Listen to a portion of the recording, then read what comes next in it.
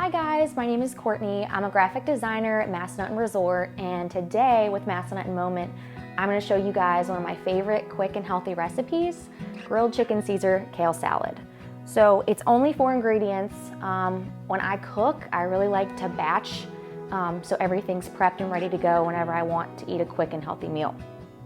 So first, you want to grill your chicken. You can season it however you like.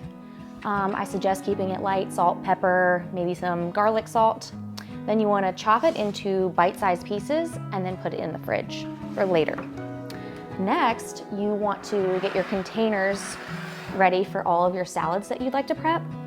Go ahead and put all of your kale in there. I buy the kind that's already pre-washed and pre-cut because the stalks are kind of thick. So go ahead and put all your kale into your containers. Next, get your shredded Parmesan and put that on top of each salad. I suggest buying the highest quality that you can from your store. It's just the tastiest. So next, you want to put all of your containers in the fridge for later, but whenever you're ready to eat, get your container out. I like to heat up my chicken because, again, it adds a little warmth and flavor to the salad.